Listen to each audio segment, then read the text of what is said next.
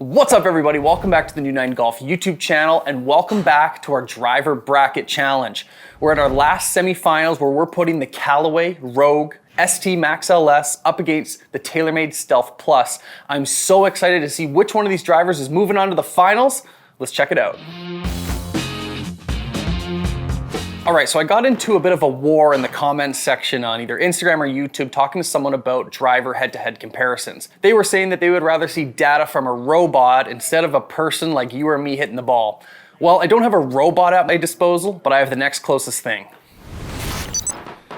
Ladies and gentlemen, Mr. Wes Heffernan. Wes is the best golfer that I know. He has 11 professional wins, competed in the 2011 US Open, and he's #1 on the Order of Merit on the PGA of Canada, which earned him a spot into this year's RBC Canadian Open on the PGA Tour. Wes, welcome to the channel. Thank you. The first club that I'm gonna have you hit is the Taylormade Stealth. So let's go to the mat and let's see what type of results you get. Sounds good. Cool. Okay, Wes, before you even hit it, I just wanna get your impressions of what you think of it looks like visually, from the crown to the face and the sole. What do you think of it? Looks awesome. I mean, it's the red face. When I first heard about the red face, I was kind of skeptical about that, but when you look down on it, you don't see much. It actually makes it look even better. And then just the black crown looks fantastic. So to me, this is one of the best looking drivers I've ever seen. Well, it sets up to your eye. Well, that's yeah, good it sets to know. up to the eye. It sits nice. Taylormades are always a bit more upright, so it does look a little upright, but the look looks fantastic. Okay, and for the audience at home, we'll let them know that you have it set to 9 degrees. Yep. We're still using our stock shaft option. So in this case, it's the Project X Hazardous RDX shaft, Yep. the smoke, and it's a 6.5 or extra stiff.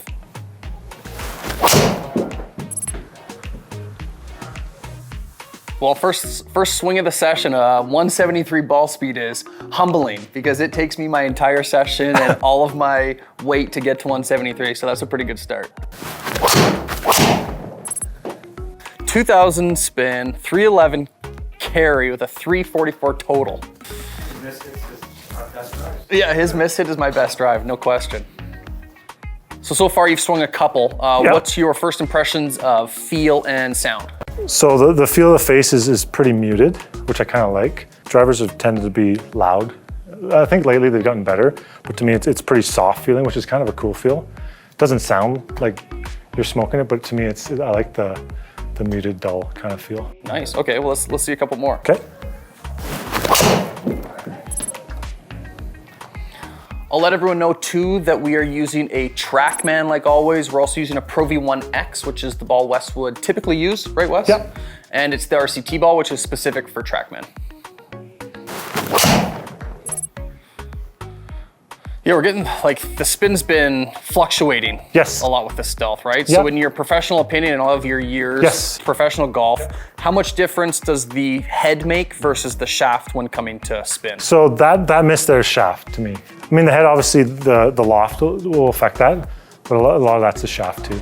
This video, we tried to talk to the audience how important it is to get custom fit Right. for clubs. Yep. That we did this test because now a lot of people walk into a golf store, pick up a club off the rack, and they Right. just assume it's for them. Right. Would you double down on saying that it's worth getting fit? Oh, absolutely. But I would say the most important thing is getting a shaft that's fit for you rather than just grabbing one off the rack, for sure. And after hitting that shot, that swing felt fantastic, but that ball flight I don't necessarily like, and I would attribute that to the shaft directly, and I would change shafts in a fitting for me almost immediately. Okay, that's good to know. Because this is stock, we're gonna keep him hitting the RDX smoke. Let's get a couple more until we got 10 good ones.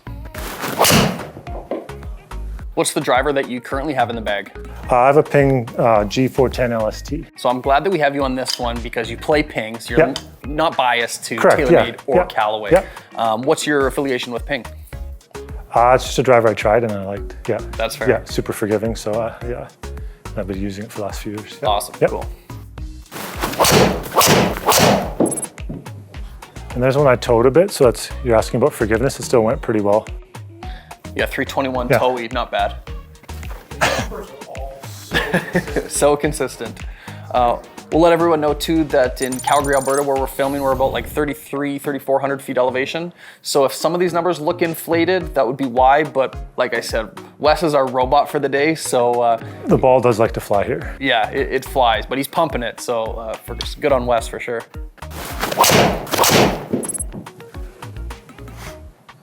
Okay, Wes, so we're just gonna look at the average so far. We're not gonna dive into each driver. Sounds good. So I talked about bringing you on as my robot. Like, that's pretty darn tight dispersion, I would say. Like, it looks like every single one of those would have hit the fairway. And, you know, versus watching me hit when there's 2 or 3 that are straight left or 2 or 3 that are straight right. Average club speed of $120, average ball speed of 175. Is that pretty typical for what you would hit? We talked about the spin, that your spin was pretty high on this shaft, right? So an average of 2,600, which is not quite optimal. I'd like to see that down in the 22, 21 for sure. Yeah. And 315 carry average, 338 total. So again, the audience should know by now that the way that we pick the winner is distance minus dispersion. So it's gonna be really cool to play around with your numbers because you obviously have such tight dispersion. Okay, next thing that I'm gonna give you is the Callaway. Sounds good. So let's trade clubs here, and we'll go over to the mat, and what's your visual impressions of the Max LS? So to me, this driver isn't as pretty sitting on the ground. It sits a little shut to my eye. And Taylormades tend to sit open compared to some other drivers. So when I look at this, it does look initially like I'm gonna hit it left, which is not the best feeling to start with. The driver itself, I mean, the driver looks good. It's just the way it sits is definitely different to my eye. I guess it's not something I've seen before. I've never played a Callaway for years, so it just doesn't look as good to me. How about the sole? Do you like the gold accents? The bottom looks cool. Yeah, I think it's visually it's very nice. Yeah, for sure. But again, it just doesn't quite sit the same way as that one. Right. So looking just at the face at a dress and setup, you'd prefer looking at the Taylormade. Yes, and to me, a lot of that is just how it sits. Gives you that confidence. And if it doesn't quite sit right, not saying it's the driver itself, but I'd probably find a driver head for me if I was doing a fitting that sit a bit better. That's fair. Cool. Yeah, I couldn't hit it. So the triple diamond is their like tour driver, and it sits more open. Yeah. But in my test, because I did prelim, so I hit like all of the Callaway, and this was best for me. You'd probably hit it better. Sounds But I couldn't hit it worth shit. The other thing is this sits shut and makes it look less. There's less loft too. Oh, okay. Yeah.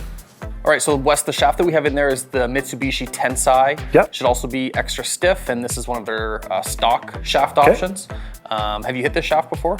Not this specific one, an earlier version, but not this one. Okay, cool. Well, let's see how the Callaway starts performing to the Taylormade.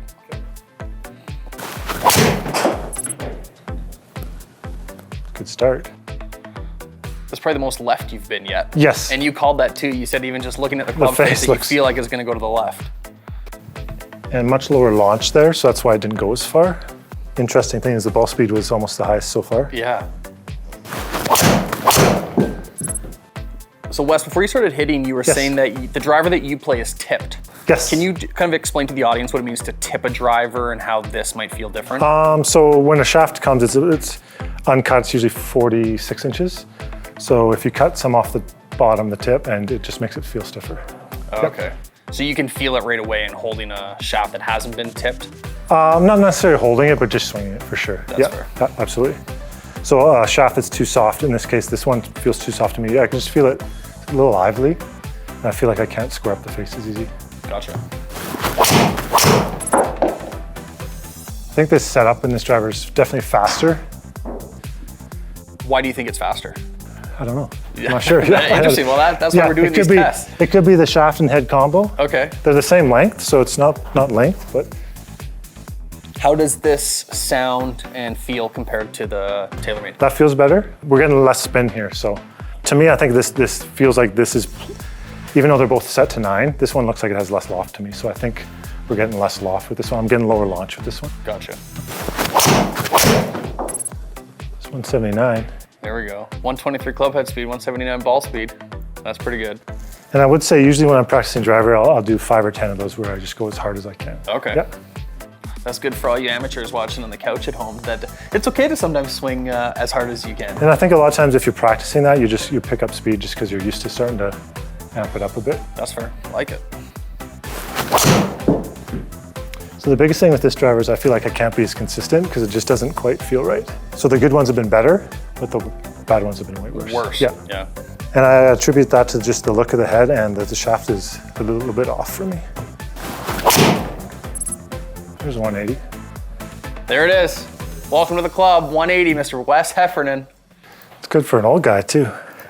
Okay, Wes, you mentioned that the good ones felt really good, Yep. but the bad ones felt not very good. Right. So looking at all of your ball tracers, we can see obviously a way bigger dispersion Yes. in the Callaway versus the Taylormade, right?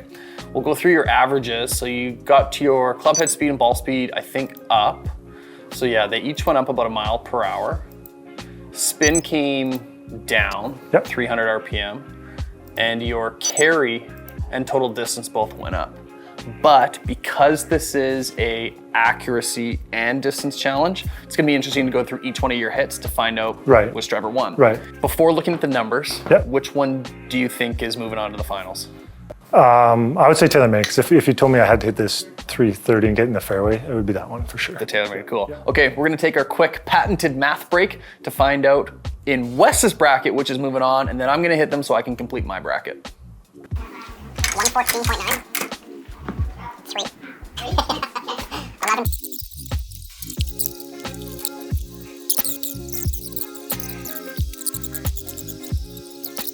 Okay, Wes, we're all done our math. Yep. And you were saying that without looking at the numbers, you would pick the Taylormade over the Callaway.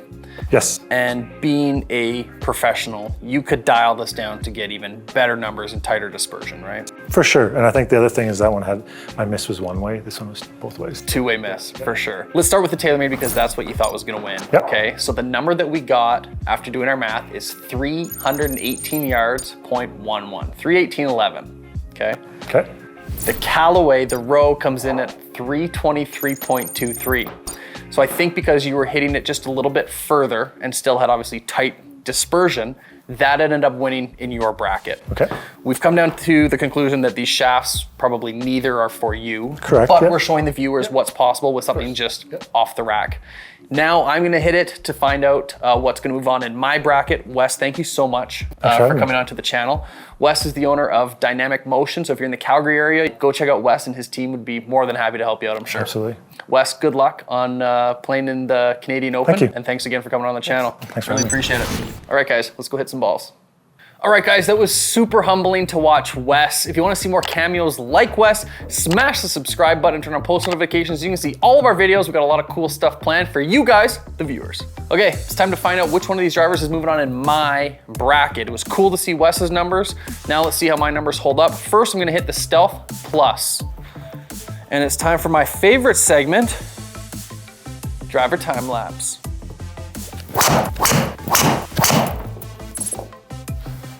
We've come a long way with this Stealth driver.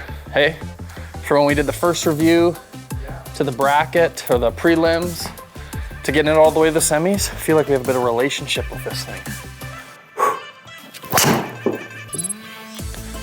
Same as the Callaway, right? Like we've hit these things a ton. Visually, for me, the two look so different, but I think they're both very visually appealing. That felt piped. Go back to Wes. Do you think you're a good golfer until you golf with him? Oh yeah. It's like, I have similar ball speed-ish, similar club head speed, but like the all-around game that he has, short game, chipping, putting is disgusting. If you play your home track and you shoot like even par, you're like, wow, I'm really good, maybe I should try go for my PGA card. Wes comes on your course, shoots like a 64, never seen it before. Like it's not even close.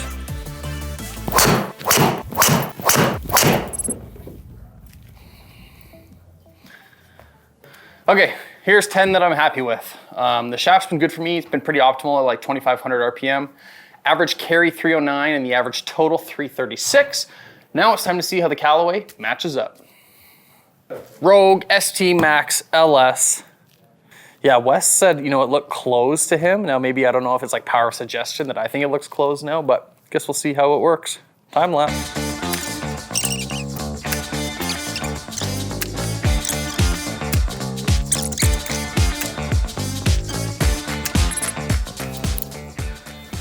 It definitely feels like a bit more muted of a face. Like I feel like I had the swing that would have tagged them, but it just didn't quite pop like the Stealth.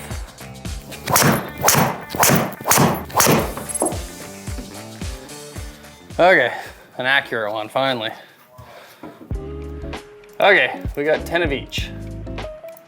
The dispersion almost looks close to the exact same. As you'd expect, I have a two-way miss. Some go to the right, some go to the left.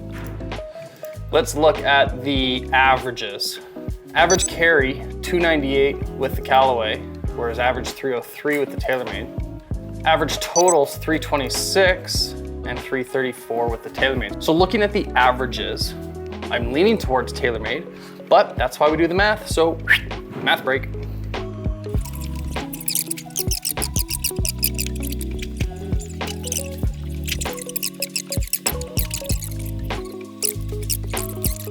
All right, guys, we've done the math and we found the winner. So the first driver that I hit was the Taylormade. Again, total distance subtracted by average yards offline. Taylormade comes in at 316.11. The Callaway, the Rogue, came in at 300.45, which means the Taylormade Stealth Plus is moving on to the final to face the Cobra LTDx LS. Finally, we made it all the way to our final bracket. The next video we drop is gonna be the final. Which driver is the best driver of 2022 in my bracket?